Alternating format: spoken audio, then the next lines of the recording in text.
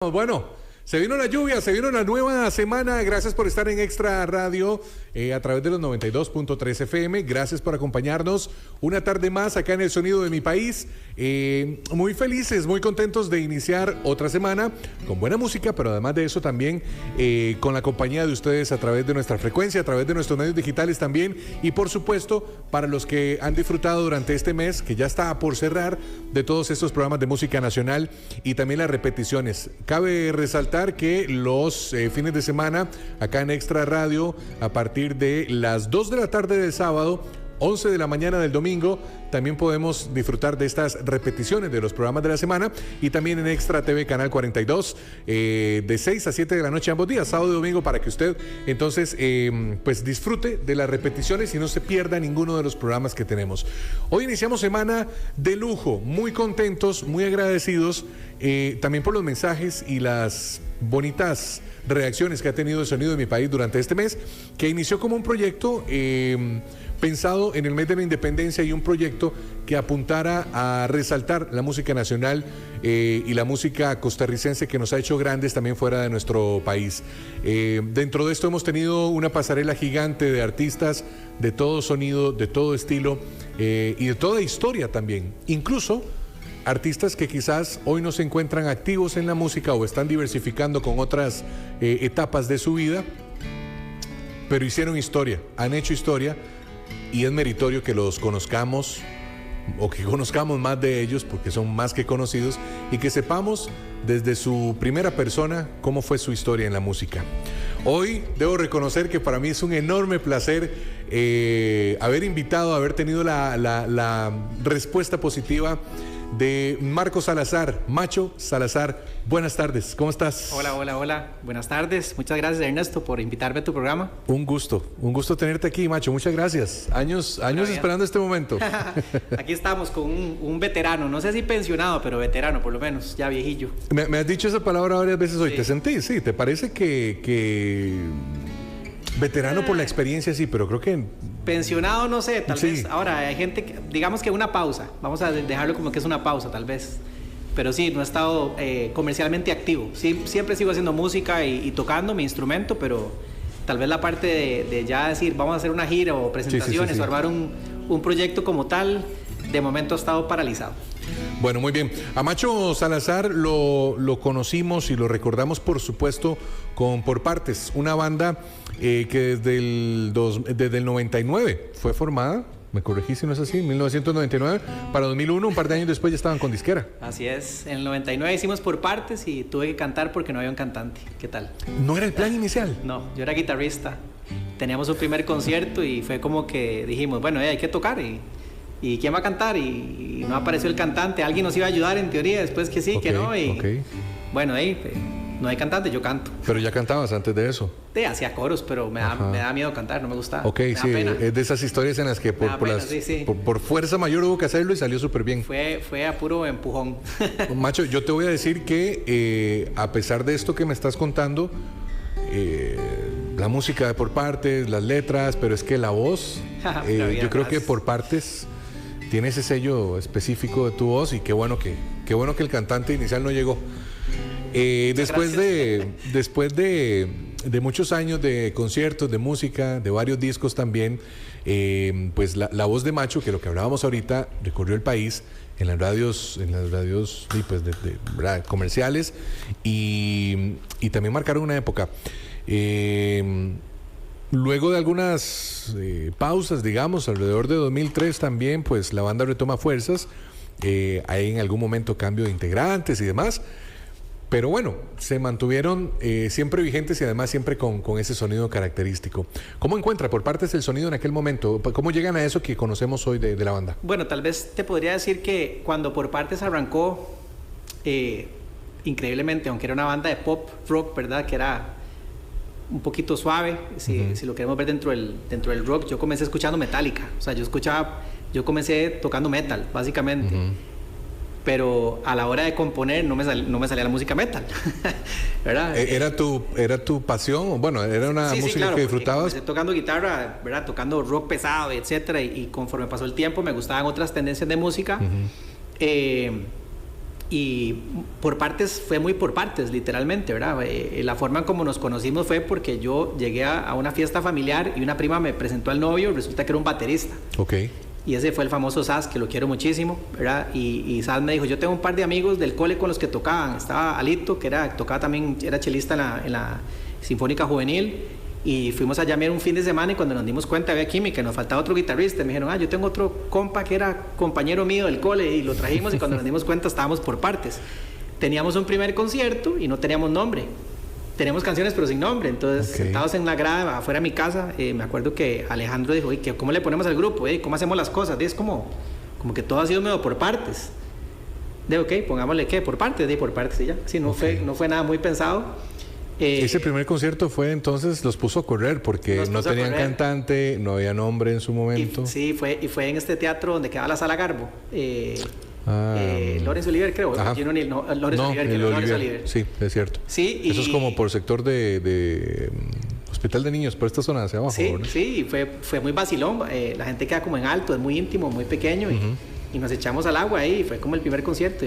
Ahí tengo el póster todavía del primer concierto. ¿Y después de ese día qué pasó? Dijeron, vamos... Después de ese día pasaron 1000 cosas, ¿verdad? Ojalá que si compartimos esto, ¿verdad? Pues si hay gente que está comenzando la música o que está en su proyecto musical, hay aciertos y desaciertos que uno aprende en el tiempo. Recuerdo que nuestro gran anhelo era hacer un disco. Es que en la época en la que estábamos nosotros no existía la tecnología como existe hoy, ¿verdad? Que las personas con una compu, ¿verdad? En la casa pueden prácticamente hacer un disco. Nosotros necesitábamos ir a un estudio de grabación y eso conllevaba una inversión grande y estaba la famosa figura de las disqueras. Y entonces mi buen amigo Alberto Ortiz, que lo aprecio muchísimo, da la casualidad que cuando yo era niño, ¿verdad? Y fui adolescente, fui por muchos años uno de los locutores más rotados en el país haciendo locuciones comerciales. ¿Vos? Sí, yo era locutor, hice 800,000 locuciones y entonces llegué a conocer mucha gente del gremio de la publicidad, etcétera, y en el estudio de Garnier trabajaba Alberto Ortiz. Sí. Y ahí lo conocí, nos hicimos amigos y yo le conté del proyecto y me dijo que quería escuchar algo y nos hicimos muy compas y al final nos ayudó a grabar un demo. Sin la ayuda de Alberto ese día no hubiéramos podido mostrar, digamos, lo que podíamos hacer, que nos llevó a, yo me acuerdo, yo tenía 21 años y no me pregunte cómo, a través de un señor que conocí, me consiguió una reunión con el presidente de Universal Music. Y con 21 años, un chamaquito, fui con un demo y toqué la puerta y me recibió y le presenté el disco y me dijo, me encanta, hagamos algo. Y fue un lapso como de 9 meses de negociar hasta que nos firmó Universal y fuimos el primer grupo firmado por Universal. Bueno, maravilloso. Y la importancia de lo que decís, a 21 años ya eras locutor comercial, ya tenías rato de serlo. Sí, se me abrieron puertas, una cosa con otra. Sí, exacto. Estabas haciendo grandes cosas no solo en la música, sino en la comunicación y lo que al final termina ser arte también. ¿Cómo llegaste a ser locutor comercial? Aquí me van a vacilar, los que son viejos se van a acordar. Yo era el carajillo que salía en el anuncio de canastitas de copos que se metía en un locker. Y en aquella época también fui el vaquero Johnny's. Ok. Ahora sí ya me quemé. Nunca lo habías dicho, nunca lo habías contado. No, eso solo los muy cercanos lo saben, o ya cuando me ven, ¿verdad? Qué bueno. Y bueno, cuando llegué a hacer canastitas de copos, en esa época se grababa en cine. Y el cine no tenía sonido directo casi siempre. Entonces uno después iba a hacer la voz grabada por aparte. Y como era muy extrovertido y hacía anuncios de tele y así, me dice el director, ¿por qué no vas a hacer la voz también para que sea la voz tuya? Y fui a un estudio de un gran amigo todavía, ¿verdad? Que se llamaba, bueno, en aquel momento se llamaba Videolab. Y grabé y como que hice buena química con el que manejaba los controles y todo. Y me dice, mae, usted podría dedicarse a esta vara y grabar, usted no le da pena y lo hace bien. Y yo, en serio. Me llamaron a un segundo, un tercero, un cuarto, y cuando me di cuenta, yo grababa, siendo un niño, no sé qué, 2, 3 locuciones por semana, tal vez. Wow. A ese nivel, y era muy rápido grabando, entonces me invitaba mucho. Crecí en la adolescencia, me siguieron llamando. A pesar del cambio de voz y todo lo que viniera. No me fue tan mal con eso, por dicha. Y eso sí me ayudó mucho porque era como una ayuda económica grande para comprar instrumentos o cosillas así, entonces... O sea, la música ya la tenías clara de esas tempranas edades. Pues me gustaba mucho, sí, claro. Sí, me encantaba. Lo que pasa es que también era un refugio a la vez. A título personal, yo tenía una situación personal un poquito complicada, familiar, y esa fue como mi muleta que me sacó adelante. Qué dicha, qué maravilla encontrar en la música ese tipo de cosas, porque Hay un sinfín de historias en la música, sí, claro. en los artistas, que al final terminan, o sea, convergen en eso. La música, abro comillas, me salvó. Bueno, no necesariamente de algo tan malo, sino de algo emocional o algo incluso hasta espiritual, ¿verdad? Sí, sí, fue algo que me ayudó a encontrarme conmigo mismo de alguna otra manera y hacer música es como otro idioma, uno está como en otra frecuencia, muy chido. Bueno, y es que incluso ahorita mencionábamos eso, e incluso espiritualmente la música sigue siendo también parte de tu vida, de tu día a día. 100%. Aunque ya no estás en escenarios y grabando discos, como decías, pero bueno. ¿Qué fue digamos, el reto más complicado? ¿Cuál fue la batalla más difícil que pudieron lidiar como banda? Hablando de Por Partes, porque ahora mencionábamos fuera de micrófonos cuando conversábamos. Por Partes es tu sello, es tu marca. Sí, pura vida. Tu último disco, que se llama Alegría. Alegría, sí. ¿Para vos es el mejor disco o el más del alma y el mejor elaborado? Ya nos vas a contar las anécdotas del disco. Es de Por Partes, pero en realidad fue Macho el que trabajó en ese disco. Sí, digamos que el reto más grande, atendiendo a la pregunta que decías, ¿cuál es el reto más grande que tiene un grupo, digamos? El ego. Ah, sí, los tocó feo. El ego destruye un grupo. Es de las cosas más complicadas. Y en general, porque... que no se me ofendan mis amigos músicos, que los adoro muchos, ¿verdad? El músico vive del aplauso. De alguna u otra manera el aplauso tiene que ver un poco con vanidad, ¿verdad? Y hay muchos egos, ¿verdad? Yo hago este arreglo, yo hago tal cosa, yo impongo mi idea, ¿verdad? Siempre hay un poco de eso. Y cuando sos joven, manejar un poquito el éxito, sea grande o pequeño, ¿verdad? Es algo que cierta gente no lo sabe manejar o asumir muy bien, entonces... Siempre hay un poquito de ego, sobre todo cuando también hay mucho talento, digamos. Yo he tenido la dicha de compartir con los mejores músicos de este país, así lo puedo decir. Sí. Desde tener como que lo quiero como un papá, Marvin Araya, ¿verdad? Que me ayudó hasta hacer arreglos, que es un crack. Trabajar con Paul Rubinstein, con diferentes músicos, con Mario Álvarez, con Danilo, ¿verdad? Guzmán, con tantos tan talentosos, ¿verdad? Con Ramsés Araya, Mauricio Quiroz, ni qué decir, lo que para mí es impresionante, los Son Sax. O sea, con gente muy buena, digamos, esos no tienen problemas de ego, realmente. Los que son muy buenos. Eso suele pasar, ¿verdad? Sí, otros son más complicados y eso fue deteriorando un poco digamos, en el segundo Por Partes. En el primero fue una historia muy triste que tal vez la puedo contar. Creo que muy poca gente la conoce.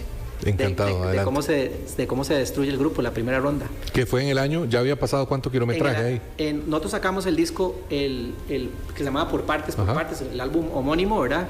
¿Qué fue el primero? Donde estaba Quiero Más, Silencio, Sigo, y funcionó muy bien. Y el que era el presidente de la disquera, Manuel Peña, que lo quiero muchísimo, sigue siendo buen amigo, hace mucho no hablo con él, pero lo quiero muchísimo. Él creía tanto en el grupo que él le dijo a su jefe que hoy por hoy es el chairman de todo Universal Hispanoamérica, se llama Jesús López. Le dijo, tengo un grupo acá que yo fiché, le decía, ¿verdad? Quiero que vengas en algún momento a verlo porque vale la pena. Y nosotros abríamos bastantes conciertos internacionales y una vez tocamos con La Ley en el estadio Ricardo Saprissa. Y cuando estábamos tocando con La Ley nos bajamos del escenario y nos había ido a ver Jesús López. No. Y cuando nos bajamos del escenario, Manuel Peña, ¿verdad? Estaba con una gran sonrisa y me acuerdo que nos dice, el español, ¿verdad? Decía, vente tío, que te voy a presentar a mi jefe. Él es Jesús López, claro, yo desde que lo vi sabía quién era. Sí, ya alguien reconocido en la industria. Ajá, claro, exactamente. Tú no lo ves, es Emilio Estefan, ¿verdad? Yo desde que lo vi, y con el señor grande, con su barba y todo, yo dije, claro, usted es Jesús López. Que dicha que te lo dijeron después del concierto. Ah, no, por supuesto. Te lo dicho antes, hubiera sido un caos. Susto, claro, por supuesto. Y nos fue muy bien, fue un buen concierto, lo disfrutamos. Sí. Y cuando nos vio, básicamente lo que nos dijo fue, me encantó el proyecto, están muy jóvenes todavía, quisiera que hagan 150 conciertos más. Así nos dijo, ¿verdad? Porque era a lo español, ¿verdad? Un poco seco. Pero sí, me gusta y lo vamos a apoyar. Se van a ir a México, como prioridad de lanzamiento en México, todo pago, en 3 meses, preparen todo porque la compañía cubre todo. Wow. Ese día fue como que le digan a usted que se ganó, ¿verdad? el mayor de la lotería. Sí. Lo triste de esto es que pasaron 3 meses. Yo me acuerdo que mi compañero de grupo vendió hasta la cama, el televisor, todo. O sea, como de que ya nos vamos del país, aquí vamos a hacer una limpia y vendamos todo. Bueno, no importa. Pasan 3 meses y no nos mandan los tiquetes todavía. 4 meses, 5 meses, yo les dije a todos, pongamos plata yo me monto en el avión y yo me voy a México. Yo conocí al presidente de Universal, que fue el que primero nos firmó inicialmente, Gonzalo Gutiérrez, bellísima persona, un colombiano. Y me dice, claro, yo te recibo. Y cuando llegué a Universal, siendo un chamaquito, te estoy hablando, no sé, 23, 24 años, o sea, digo, joven todavía. Claro. Me fui a reunir con el presidente de Universal Music en México y con el equipo de ellos, y cuando nos sentamos nos dijeron que había unos cambios de planes. Y básicamente, ¿usted se acuerda de un grupo que se llama Belanova? Claro, por supuesto. Bueno, oiga esta historia. Resulta ser que el que era el director de mercado de Universal México, Humberto Calderón se llama, era el que apoyó a Belanova, pero también era el manager de Belanova, sin que se supiera mucho. Okay. Y básicamente ese señor tristemente nos zafó la tabla. Hizo un intercambio lanzando Pedro Fernández en España a cambio de que lanzara un grupo español que se llamaba Efecto Mariposa en México. Claro. Y el campo que tenía por partes se lo dieron a Efecto Mariposa y nos quitaron el presupuesto. Y en México, si no tenías el presupuesto, por lo menos en esa época no tenías cómo sonar a las radios, ni cómo moverte para hacer promoción. Es un país gigante. Wow. Y eso yo lo supe. Tiempo después. O sea, nos dijeron, no, todavía no, vamos a esperar y todavía no hay tanto presupuesto, y el proyecto se congeló. Cuando yo regresé con las malas noticias, yo supe la historia de qué fue lo que pasó tiempo después en una Teletón. Pero cuando regresé al país, tuve que decirle a mis compañeros de grupo, y fue un caos, fue una depresión absoluta. Es que te iba a decir, pasaron de la mejor bonanza con la noticia en el concierto. Era la historia, te ganaste el mayor de la lotería, claro, después dijeron, no, el número, nos equivocamos en un número. Sí, el número de serie no era una cosa. Sí, exactamente. Pero fue tanto que, digamos, Sass, que lo quiero muchísimo, es como, lo adoro, el baterista de esa época, se deprimió y se metió 15 días en el cuarto y no salía, no quería ni comer. Y entonces... y todos de una edad similar. Claro, éramos personas muy jóvenes, con todos los sueños, entonces... Claro. Me acuerdo que Sass dijo, no quiero volver a tocar batería. Estábamos una semana de tocar con Alex Intec en el Planet Mall, ¿se acuerdan cuando estaba en el Planet Mall? En Río. Y dijo, no puedo tocar. Y yo, ¿qué hacemos? Faltaban 3 días. Y Diego nos dijo, no cuenten conmigo, no va a tocar. Y teníamos que tocar, teníamos el compromiso. Y ahí fue donde yo alcé el teléfono. Además era Alex Intec, había también que abrir un concierto de esos. Yo alcé el teléfono y fue donde llamé a Kim Rivera. Y Kim, como le a primera vista, me dijo, démosle, hicimos un medio ensayo y tocamos el concierto y lo hizo impecable. Como quien hace las cosas. Que es muy bueno, sí. Y ahí fue donde entró Kim a por partes. ¿Qué pasó con el otro baterista? En buen plan, digo. O sea, él dijo, de verdad la música no hoy quiero sigue más. tocando batería y lo quiero muchísimo. Sass dijo, se metió a la universidad, hizo su carrera y dijo, no quiero saber nada más. Fue como un golpe emocional demasiado fuerte. Sí. Y estaba en su derecho, además de vivir su duelo propio en el tema de este sueño propiamente, pero bueno, la vida lo llevó a... Alejandro se va de por partes, que era mi gran dupla en el grupo, porque la mamá, cuando se dio cuenta que pasó eso, dijo, los papás no querían que se dedicara a la música. Entonces, le dijeron, ve, eso no le convenía, entonces vamos a hacer una cosa, y dice, escoja lo que quiera estudiar usted, lo que sea, y se lo pagamos y usted va. Entonces, bueno, ¿y qué hacemos? Yo quiero estudiar animación digital. ¿A dónde le quiere? En Argentina. Y se fue a Argentina. Y me quedé solo. Me quedé con Morita, que era el otro guitarrista. Y Morita y yo, musicalmente hablando, digamos, teníamos gustos muy diferentes, o teníamos una visión muy diferente de hacer las cosas. Y al final prácticamente me quedé solo. ¿Qué pasa después de eso? Marcos Salazar, macho, se queda solo. ¿Y quién? ¿Quién estaba? ¿Quién ya había llegado para ese tiempo? Pero como un músico invitado, por decirlo así. Claro, en un impasse de ver qué pasaba con la banda incluso. Correcto. Entonces, de ahí pasa el balde de agua fría y venía a hacer el nuevo disco. Esta es la mejor historia de esta historia. Perdón si me extiendo, usted me calla. La hora es tuya. La hora es tuya. Eso es una muy buena historia. Yo estoy encantado. Cuando vamos a hacer el segundo disco con Universal, ¿verdad? Y había pasado toda esta historia entre que se desarma el grupo, etcétera. Yo recuerdo que le dije a Manuel Peña, Manuel, no importa, pasó esto, pero hagamos el siguiente disco y metámosle fuerza. Y me dice, la compañía te va a poner un productor musical. Y yo le dije, ay, maravilloso. Vamos a ver si trabajamos con Cachorro López. Cachorro López es un tremendo músico, ¿verdad? Creo que trabajó con Fonsi también en algún momento. Ha hecho todo. Es increíble. Y yo, fascinado.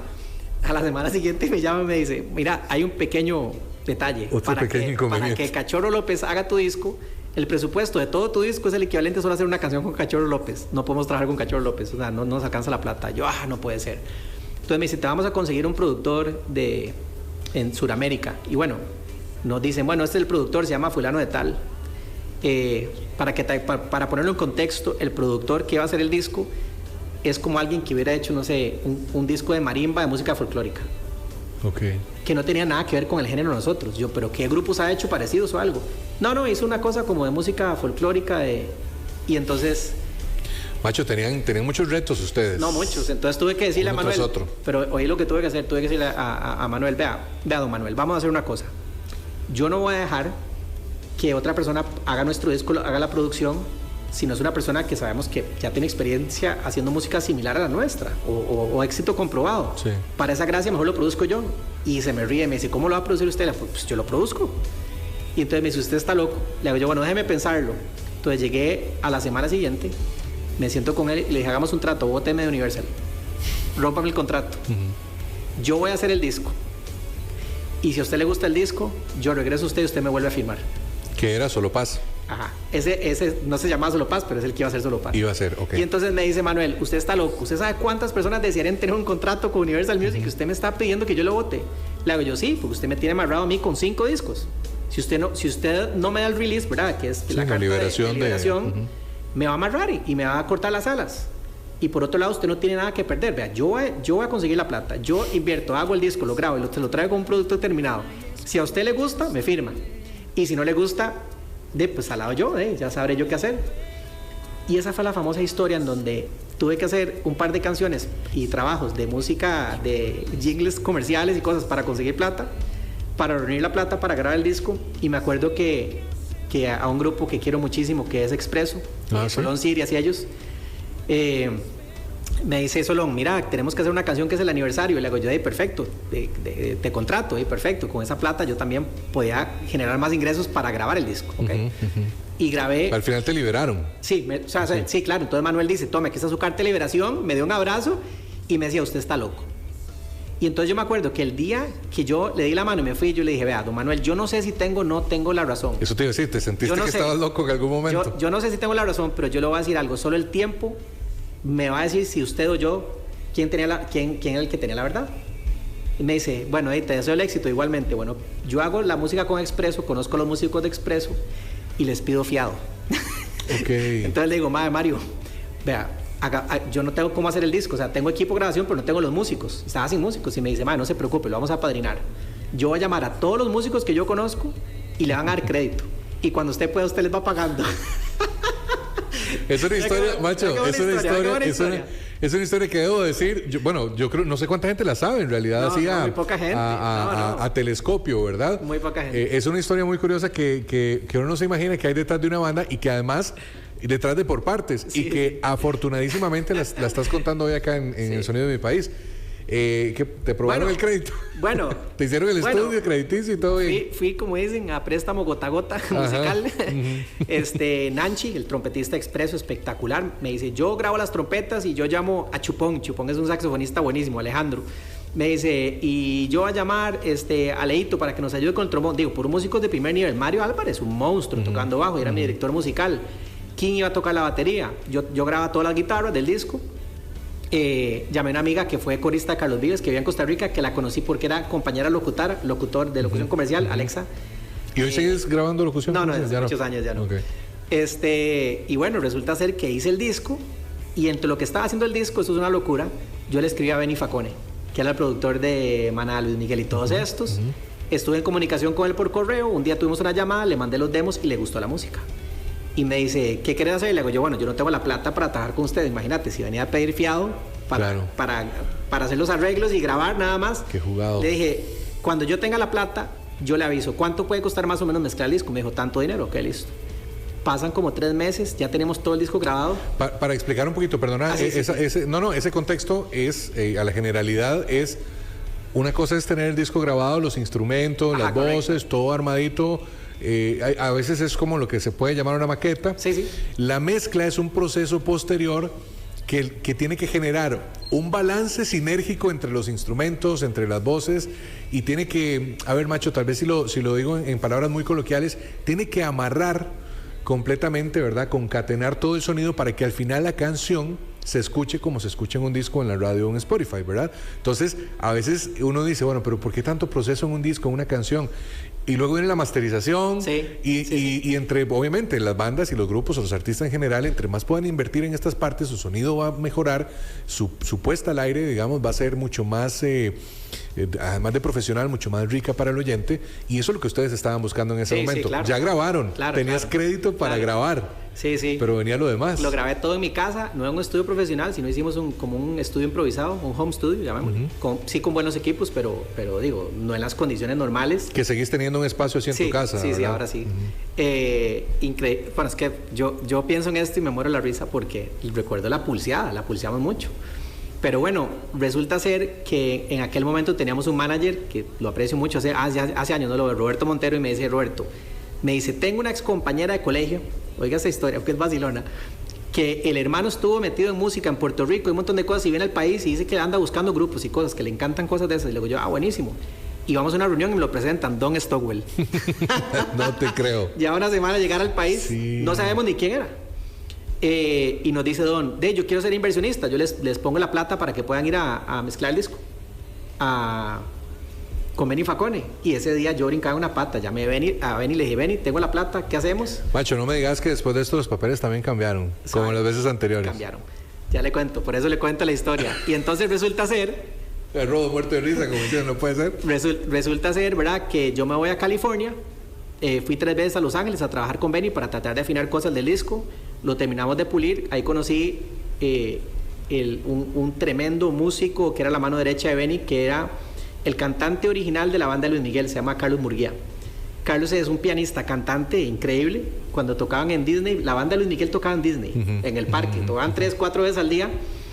Pero como él era el cantante, Luis Miguel no le iba a decir, véngase conmigo. Era el único que no se pudieron llevar, básicamente. Sí. El tipo era un crack. Hicimos el disco, nos pasaron 1000 historias locas, y ya el disco quedó perfecto. El disco quedó masterizado.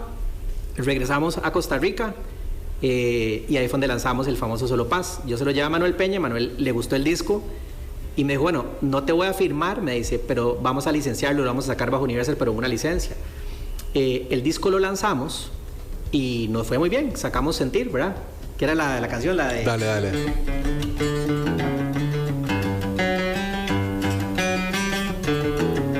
El famoso riff de guitarra, ¿verdad? Y entonces... Empieza pesadito el disco. Sí, claro. Cuando la batería, después de ese toque, cuando entra la batería, ahorita la escuchamos, y también ahorita la escuchamos, si te parece. Exacto. Y bueno, entonces resulta ser, ¿verdad?, que me llama Jorge Castro. Esa es otra historia que es una locura. Jorge Castro me llama y me dice, mira, yo estoy como en el comité de Costa Rica, los Grammy Latinos, ¿verdad? Ya te iba a preguntar por eso, justamente. Y entonces me dice, ¿no te gustaría inscribir el disco en los Latin Grammys? Y le digo yo, Jorge, esa carajada es como jugar, no sé, loterías. Uno nunca se lo gana a nadie, man. ¿Qué se va a ganar uno aquí en Costa Rica? Algo así. Me decía, no, va, tráete el disco. Yo, seguro, tráete el disco. No sé, Jorge, dame pensarlo. Eso fue un viernes. Y me llama el sábado, Jorge, no estoy seguro. Y me llama el domingo, como al mediodía, y me dice, mae, no te cuesta nada. Yo voy a mandar un paquete con varios discos. Tráete el disco, nada más. Y yo, bueno, está bien. Me fui como a las 6 de la tarde, lo mandaba el lunes. Toma, aquí le entrego el disco, llenamos unas categorías, me fui. No supe el disco nada. físico. Sí, el disco físico. Yo no supe cartoncito. Nada. Yo no supe nada. Pasa el tiempo y estaba en Guatemala por un tema de trabajo y me entró un mensaje de Benny Facone, me dice, llámeme urgente. Y ¿sabe qué pasó, verdad? Digo, ok, perfecto. Entonces lo llamo y le pregunto, Benny, ¿todo bien? Sí, no sé qué. Me dice, mira, quiero contarte algo. Me dice, no es que esté nada fijo, nada más quiero contarte algo que me pasó, me pareció increíble, pero para que lo sepas y te sientas orgulloso. Estaba en la comisión de los Latin Grammys. Él, ¿verdad? Porque él era jurado de las categorías. ¿Vos no sabías? No, yo no tenía ni idea. O sea, él estaba y tampoco él esperabas escuchar por partes. Él estaba en las votaciones. Ajá. Y entonces estaban como en una sala reunidos y dice, bueno, vamos a ver mejores categorías, grupo, rock, pop, no sé qué. Y entonces me dice, llegan los últimos 15 elegidos, los pone en una mesa y cuando llegan a los 8 finales, algunos de los que están ahí en la mesa puede decir, yo quiero poner en un disco adicional porque le pareció que era sobresaliente. Sí. Me decía, aunque usted no lo crea, apareció un mae de Brasil que se llama Tom Gómez, que al día de hoy yo no sé cómo, y dice, yo quiero proponer este grupo, y puso el disco de Por Partes en la mesa. Wow. ¿Quién le dio el disco a Tom Gómez? No tengo la menor idea. Y entonces me acuerdo que él le dice, alguien de los que está aquí presentes en la mesa trabajó en ese disco, y levanta la mano, Benny, y dice, ¿y yo? Ok, levántese y salga de la sala, usted no puede estar aquí. Claro. Y entonces me dice, te llamo para contarte que estabas entre los últimos 8 y el disco tuyo apareció ahí. Eso no quiere decir que vaya a pasar nada. Sí. Pues ya era una... Pero para que te sientas orgulloso de que estaba por ahí, yo le dije, pucha, wow, ¿verdad? Qué bueno. Y además que te llamara él para decirte eso, claro, ¿verdad? Impresionante, bueno, buenísimo. Resulta ser que entonces le digo ya a Roberto, el manager, le digo yo, Roberto, vámonos a Miami. Porque si el disco queda nominado y anuncian ese día, los nominados deberemos estar ahí. Sí. Pero vacilando, decimos, no creíamos que hagamos. De verdad, de corazón te lo digo, no creíamos que íbamos a salir nominados. Y nos fuimos ahí en ese viaje.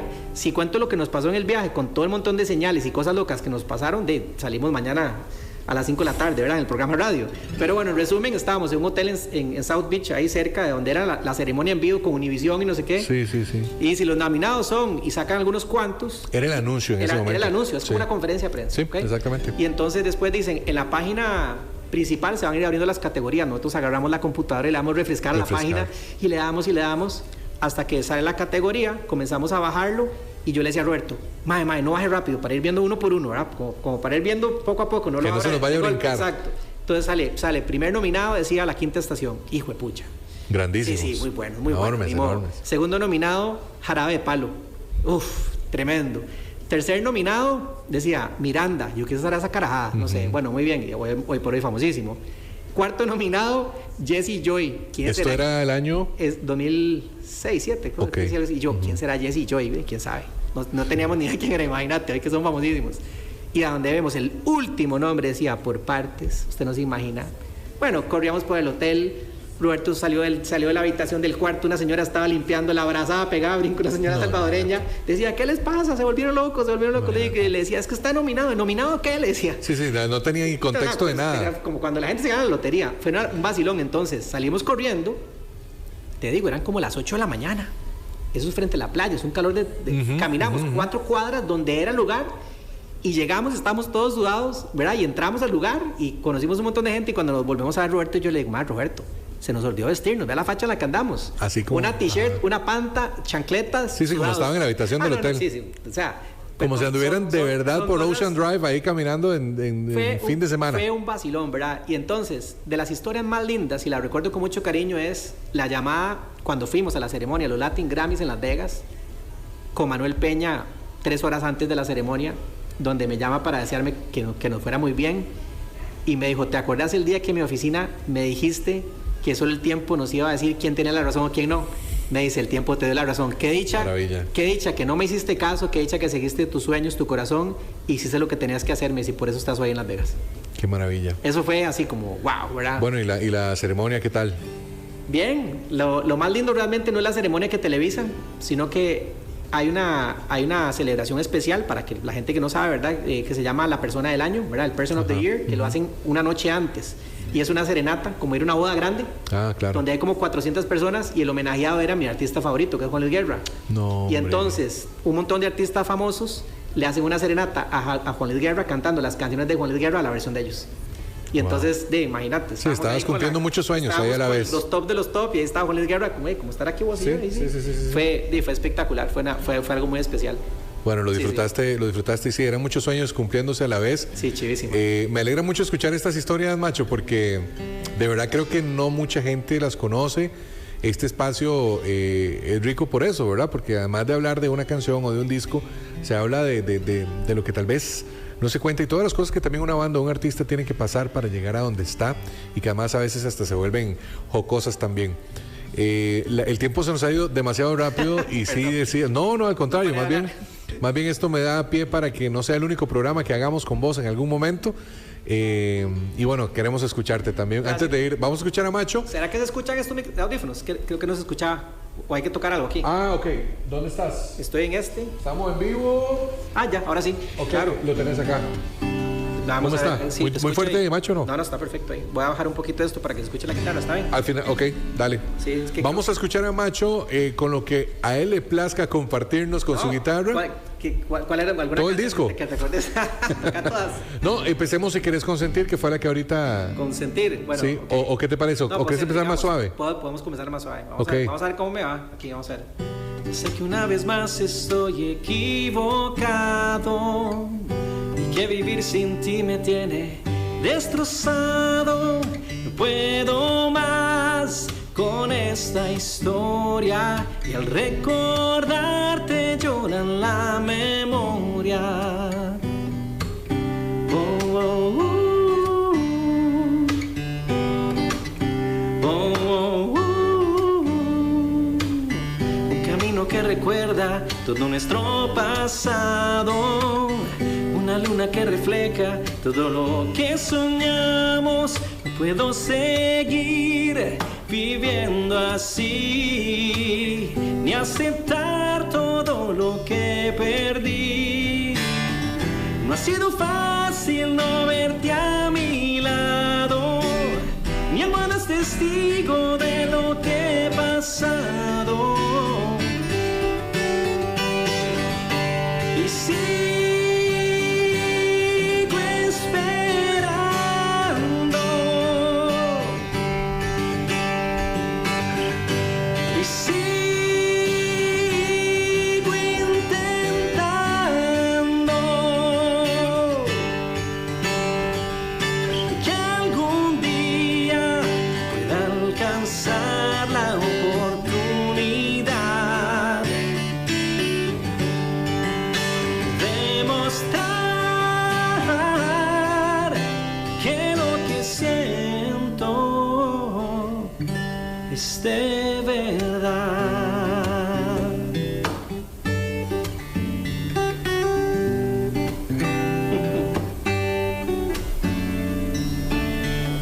Es la dueña de mis ojos y de la naturaleza y de todos esos mares y montañas que florezcan.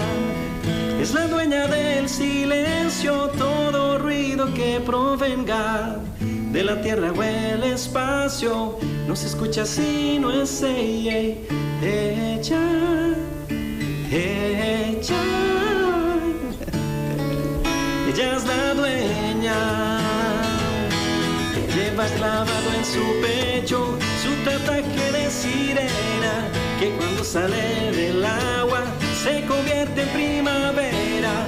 Es la dueña del silencio, todo ruido que provenga de la tierra o el espacio.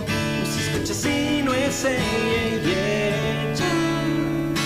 ella. Ella es la dueña. Ella es la dueña de mis ojos y mi corazón. Ella es la dueña de todo lo que está en mi interior. Ella es la dueña. Ven y dame más de tu calor. Ella es la dueña. Quiero que me explote el corazón.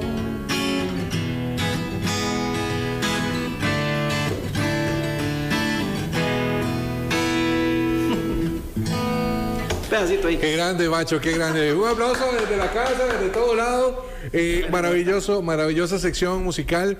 Creo que para el cierre podemos hacer algo parecido también, si te parece. Claro. Ahorita, dentro de un ratito, vamos a ir a un corte. Vamos a la pausa, Rodo, y a la vuelta venimos con más de esta maravillosa entrevista con Marco Salazar, Macho Salazar de Por Partes, que hoy nos acompaña acá en Extra Radio y también en El Sonido de Mi País. A la vuelta, más de Macho y de Por Partes. Claro que sí. No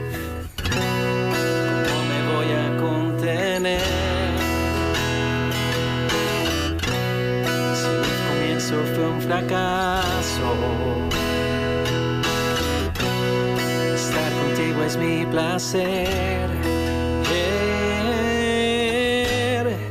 Conforme pasan las noches, es el intenso dolor. Mira cómo pierdo la vida, que la noche es más lenta. Estoy sintiendo un vacío. Oh, mira que tu luz me ilumina y no existe una pena que duela más que ese dolor.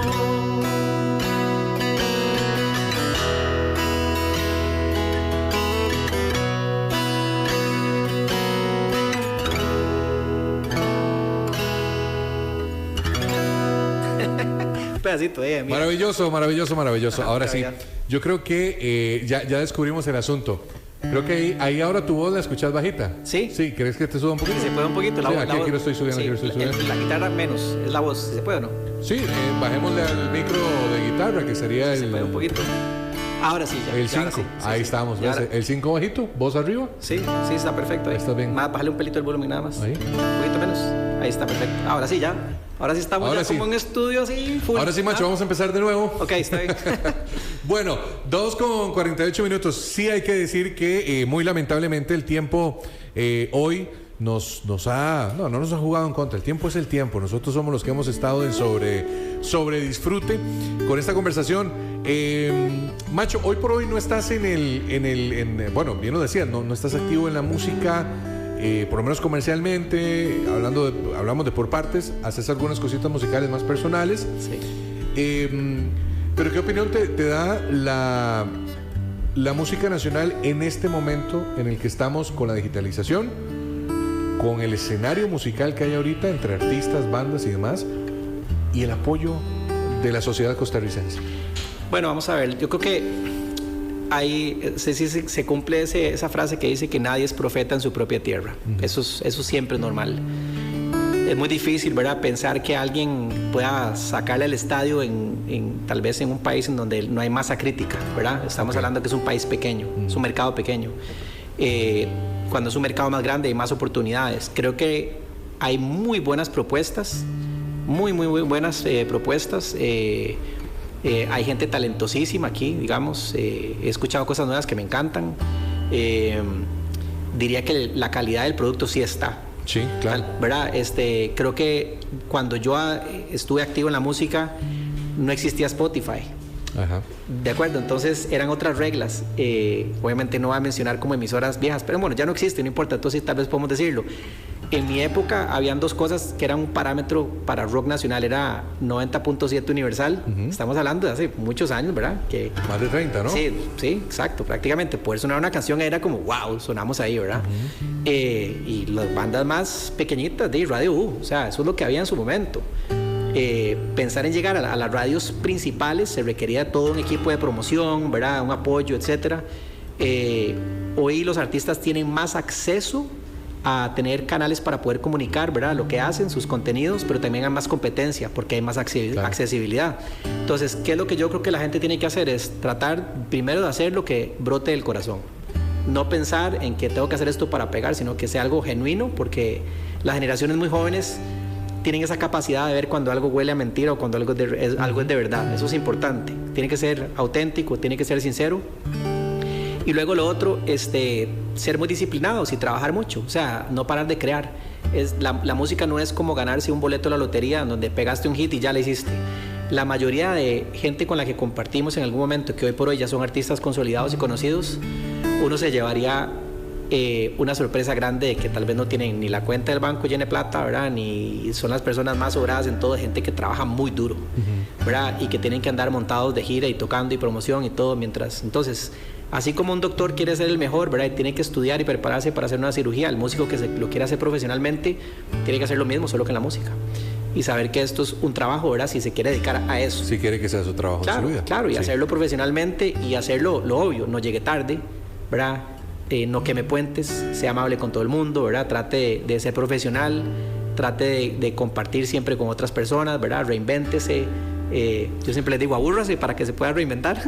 Es bueno, ¿verdad? Es bueno y es necesario. Sí. Eso es lo que te diría. Sí, creo que hay mucho talento y hay géneros nuevos también, ¿verdad? Hay géneros nuevos que tal vez están también haciendo muy bien las cosas en su sonido y en su estilo, y que eso también al final es bandera costarricense, y eso también pone en la escena global, si se quiere, un buen trabajo musical costarricense, como ha pasado y como puede que siga pasando, por supuesto. Macho, hablábamos hoy de los inicios también de Por Partes, pero hoy por hoy, ¿cómo recordás el proyecto como tal? Obviamente es amor puro lo que tenés por Partes. Sí, claro. Sí, pero hoy que no está despierto, ¿qué sensación te genera? Por ejemplo, cuando te invité a este espacio para hablar de vos y hablar de Por Partes, por supuesto, ¿qué pasa? Te voy a ser sincero. Bueno, primero, gracias por la invitación, de todo corazón. Me parece muy lindo poder compartir un poco del pasado, de lo que hemos hecho nosotros. obviamente brota un montón de sentimientos. Yo tal vez diría que hay gente que se queda con pendientes, como cuando la gente dice, es que yo siento que me faltó algo.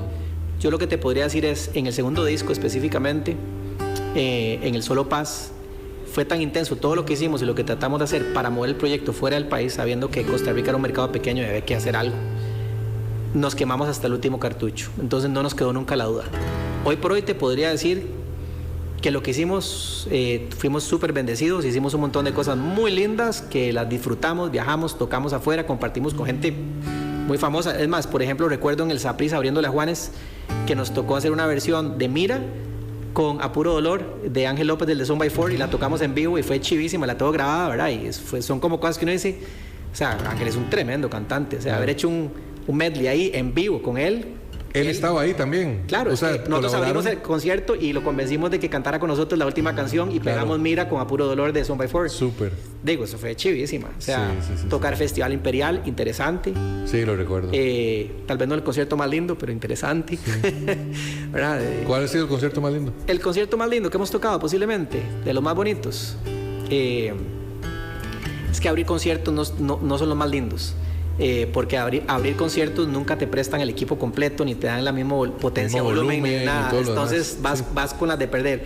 El concierto tal vez más potente que hemos tocado, que lo tengo un pedacito grabado, que fue impresionante, fue cuando tocamos con Hombres en Palmares. Eran como 50,000 personas. En la explanada del domingo. Del domingo, conciertos de domingo. Como a nivel potencia que uno diga, o sea, wow. Te diría que ese concierto bueno, hay mucha presión, ¿verdad?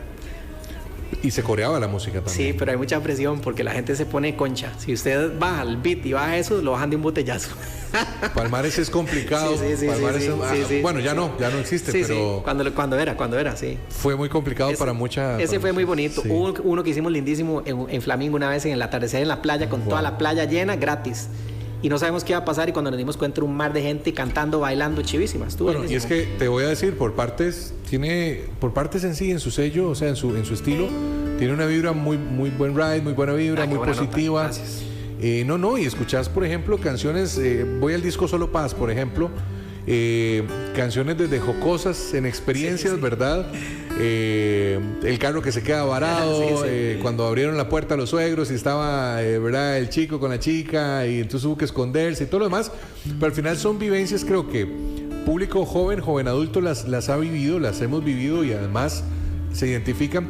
Pero al final todo el disco, por ejemplo, habla de siempre estar bien. Sí, siempre ha sido positivo. Obviamente. Sí. Y creo que eso es muy tico también, ¿verdad? Sí. Y eso es muy buena vibra. Por eso te decía, el estilo y ese sello que tiene por partes definitivamente manifiesta esto para sentirse bien. Si ustedes recuerdan todo o parte de lo que Macho nos ha contado de sus canciones, las canciones que gratamente hemos escuchado esta tarde, y quieren revivirlas, todo este material está en Spotify. Y sí, dirían unos, mira, en una radio diciendo Spotify, hoy es una realidad, Macho. Es una realidad, sí. Si usted quiere escucharlas en una radio que programe la música nacional, hágalo. Pero también tiene la oportunidad de escuchar digital, y es absurdo no mencionarlo. Sí. La idea es que vayan a escuchar la música de por partes, que queda ahí en el registro y en la memoria colectiva.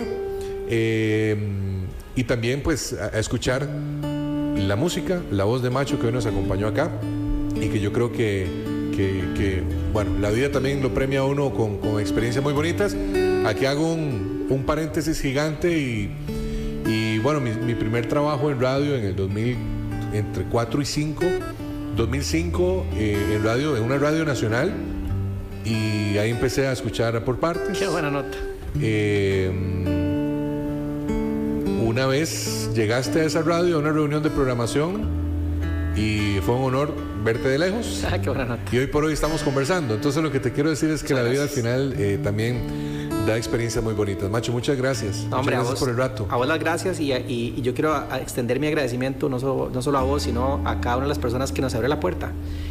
Los promotores, los programadores de la radio, los locutores. Hice grandes amigos, y conocí gente muy especial. Al final esto es un esfuerzo que se hizo con tanta gente, no era un proyecto mío, ni mucho menos. Todos mis compañeros de grupo con los que compartí, con cada uno de ellos, los que estuvieron, los que desertaron, que también no importa, tenían sus otros proyectos, todos dimos un granito de arena y disfrutamos mucho de lo que hicimos. O sea, hoy por hoy lo recordamos con cariño. No hay ninguna historia fea que uno diga, todo estuvo muy bien. Todos crecimos, aprendimos, éramos muy jóvenes también cuando arrancamos. Incluso otros grupos que crecieron con nosotros en nuestra época, nuestros compañeros de equipo del otro lado, teníamos 2 bandas. Una era Cadejo, era como la otra que estaba con nosotros, tureando siempre. Y después más adelante estuvo Le Pop, ¿verdad? Que tenemos grandes amigos ahí también. Entonces, bonito. Y luego hay otras generaciones que estaban, bueno, detrás de nosotros y unos más adelante, ¿verdad? Con los que aprendimos mucho también. Todos crecimos escuchando a Bernal Villegas, por ejemplo, que es tremendo músico, ¿verdad? Lo tuvimos acá también. Es un tipazo, sí. Bernal. Y Marta, muy talentosa también. Sí. Gandhi fue un grupo que estuvo en nuestra época, Evolución, Bruno Porter. Habían tantos grupos, ¿verdad? Que nos gustaba. Índigo, chivísima era. Bueno, te cuento así que con Valerón conversamos esta mañana para ver si en próximos días también. El famoso Munra. Por acá. Ajá. Yo le decía Munra y él me decía Plumacho. Plumacho. Qué bueno. Sí, bueno, sí, es un chavalazo. Amistades, anécdotas de la claro. música nacional que son muy bonitas. 2:58 minutos, Macho. Ya se nos va el tiempo. Se nos va. Gracias de verdad por venir, porque sé que además tenés 5 proyectos caminando a la vez. Y gracias por sacar el rato y de verdad, ya con esto nos vamos. Me costó contactar a Macho, no por Macho, sino porque no daba con alguien en común o con el número y como tal, y teníamos la expectativa de si iba a tener el tiempo de poder venir, no por nada negativo, sino porque su vida es muy movida y porque hoy por hoy no está ni de gira ni de promoción, entonces de repente podría existir la duda y aquí lo tuvimos esta hora completa. Nos vamos con esta canción. Gracias. Muchas gracias. Macho.